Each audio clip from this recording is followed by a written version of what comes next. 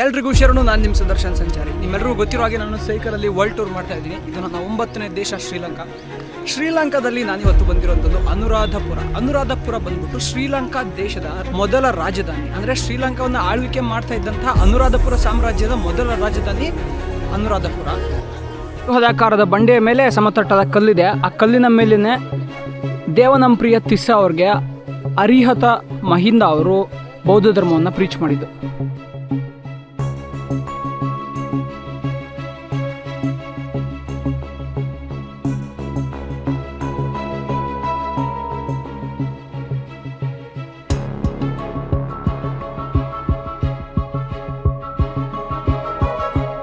ನಾವಿದೇನು ನೋಡ್ತಾ ಇದ್ದೀವಿ, ಇಲ್ಲೊಂದು ಅರಳಿ ಮರ ಇದೆ. ಈ ಅರಳಿ ಮರ ಬಂದ್ಬಿಟ್ಟು ಜಯಶ್ರೀ ಮಹಾಬೋಧಿ ಅಂತ ಇಲ್ಲಿ ಅನುರಾಧಪುರದಲ್ಲಿ ಒಂದು ದೊಡ್ಡ ಆಲದ ಮರ ಇದೆ. ಆ ಆಲದ ಮರದ ಸ್ಯಾಪ್ಲಿಂಗ್.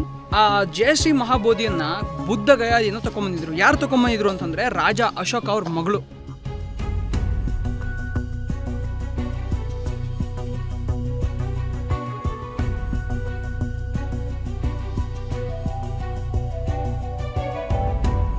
ಬಹಳಷ್ಟು ಸ್ತೂಪಗಳಲ್ಲಿ ಬೇರೆ ಬೇರೆಯವರಿಗೆ ಸಂಬಂಧಪಟ್ಟಂತಹ, ಬೇರೆ ಬೇರೆ ಮುನಿಗಳಿಗೆ ಸಂಬಂಧಪಟ್ಟಂತಹ, ಬೌದ್ಧ ಮುನಿಗಳಿಗೆ, ಭಿಕ್ಕುಗಳಿಗೆ ಸಂಬಂಧಪಟ್ಟಂತಹ ದೇಹದ ಭಾಗಗಳನ್ನು ಅಥವಾ ಅವರ ಭಸ್ಮಗಳನ್ನು ಇಟ್ಟಿರ್ತಾರೆ. ನಾವಿಲ್ಲೇನು ನೋಡ್ತಾ ಇದ್ದೀವಿ, ಇದಕ್ಕೆ ಮಹಾಸೇಯ ಅಂತ ಕರೀತಾರೆ. ಇದರೊಳಗಡೆ ಬುದ್ಧನ ಹಣೆ ಮೇಲಿದ್ದಂತಹ ಕೂದಲನ್ನು ಇಟ್ಟಿದ್ದಾರೆ.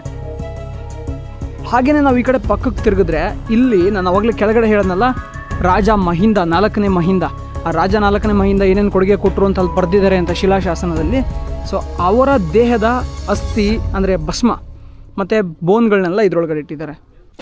ಏನಕ್ಕೆ ಇಷ್ಟು ದೊಡ್ಡದಾಗಿ ಸ್ತೂಪಗಳನ್ನ ಕಟ್ತಾ ಇದ್ರು ಅಂತಂದರೆ, ಒಂದು ನೋಡ್ರೋ ನಾವು ಎಷ್ಟು ದೊಡ್ಡದಾಗಿ ಕಟ್ಟಿದ್ದೀವಿ, ನಮ್ಮ ಹತ್ರ ಎಷ್ಟು ದುಡ್ಡಿದೆ ಅಂತ ತೋರಿಸ್ಕೊಡೋದು. ಎರಡನೇದು, ನೋಡಿ ನಮ್ಮ ಹತ್ರ ಎಂತೆಂಥ ಕೆಲಸಗಾರರು ಇದ್ದಾರೆ, ಎಂಥ ನಿಪುಣತೆ ಇದೆ ನಮ್ಮ ಕೆಲಸಗಾರರಿಗೆ ಅಂತ.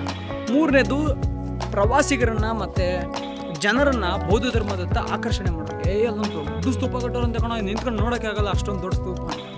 ಸೊ ಎಲ್ಲ ಕಾರಣಗಳಿಗಾಗಿ ದೊಡ್ಡ ದೊಡ್ಡ ಸ್ತೂಪಗಳನ್ನ ಕಟ್ತಾ ಇದ್ದಾರೆ.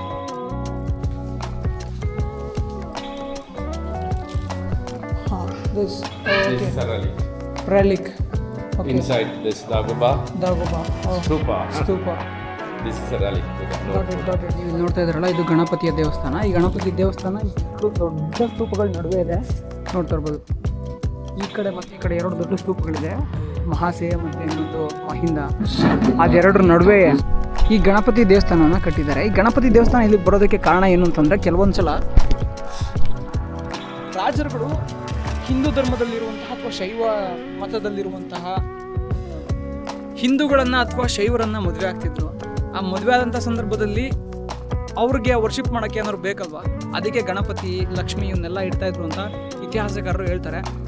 ಸರಿಯಾದ ಕಾರಣ ತನಕ ಇನ್ನೂ ಜಾಸ್ತಿ ಅದ್ರ ಬಗ್ಗೆ ಅನ್ವೇಷಣೆ ಮಾಡಬೇಕು ಅಂತ ನನಗನ್ಸುತ್ತೆ. ಯಾಕಂತಂದರೆ ಶ್ರೀಲಂಕಾದಲ್ಲಿ ಹಲವು ಕಡೆಗಳಲ್ಲಿ ಹಿಂದೂ ದೇವತೆಗಳನ್ನ ಬೌದ್ಧ ಜನರು ಪೂಜೆ ಮಾಡ್ತಾರೆ.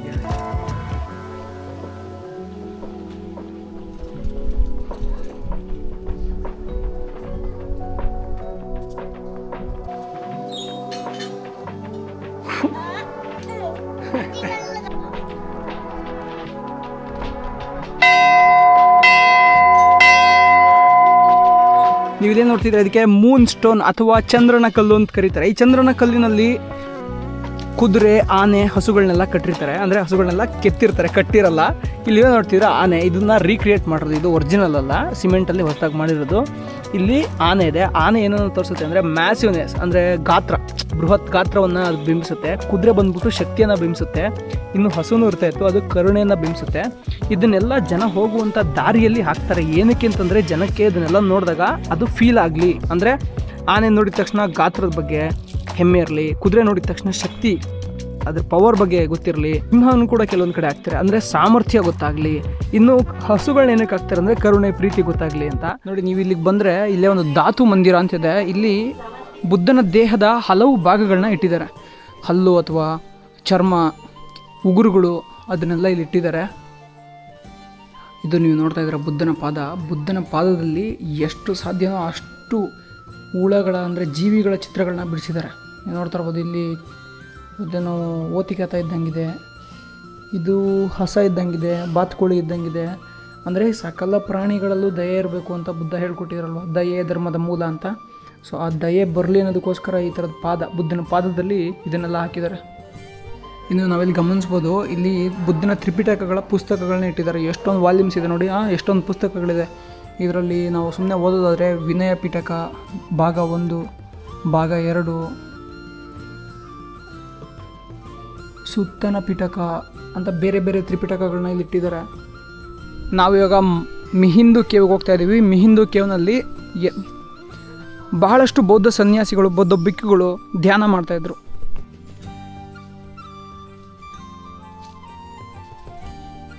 ಇದೇ ನೋಡ್ರಪ್ಪ ಮಿಹಿಂದ ಗುಹೆ.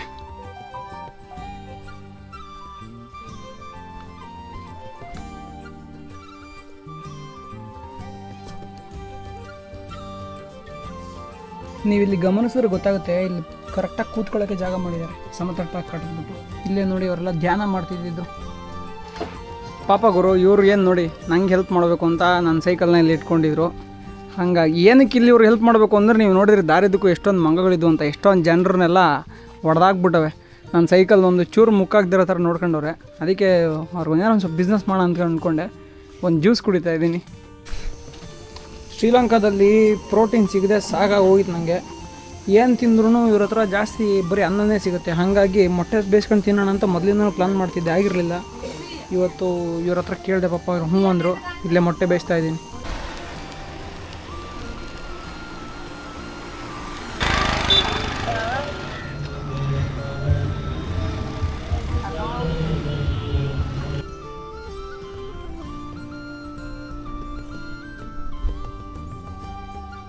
ಅರ್ಹತ ಮಹಿಂದ ಅವರು ಮೊದಲನೇದಾಗಿ ದೇವನಾಂಪ್ರಿಯ ತಿಸ್ಸ ಅವರಿಗೆ ಬೌದ್ಧ ಧರ್ಮವನ್ನು ಹೇಳ್ಕೊಡ್ತಾರೆ, ಅಂದರೆ ಬೌದ್ಧ ಧರ್ಮವನ್ನು ಬೋಧನೆ ಮಾಡ್ತಾರೆ.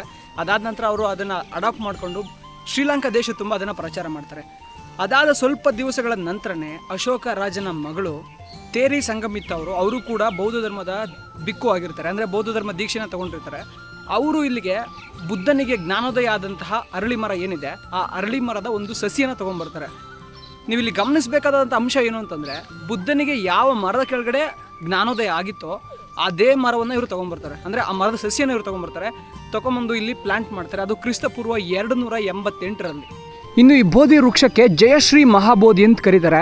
ಇದ್ರ ಒಳಗೆ ಹೋಗ್ಬೇಕು ಅಂದರೆ ಸಿಕ್ಕಾಪಟ್ಟೆ ಸೆಕ್ಯೂರಿಟಿ ಚೆಕ್ಸ್ನ ನಾವು ಪಾಸ್ ಮಾಡಬೇಕಾಗುತ್ತೆ. ಯಾಕೆ ಅಂತಂದರೆ ಇದು ಶ್ರೀಲಂಕಾ ದೇಶದಲ್ಲಿರುವಂಥ ಬೌದ್ಧ ಧರ್ಮೀಯರಿಗೆ, ಕೇವಲ ಶ್ರೀಲಂಕಾ ಅಲ್ಲ ಪ್ರಪಂಚದಾದ್ಯಂತ ಇರುವಂಥ ಬೌದ್ಧ ಧರ್ಮೀಯರಿಗೆ ಇದು ಅತ್ಯಂತ ಪವಿತ್ರವಾದಂತಹ ಒಂದು ಮರ.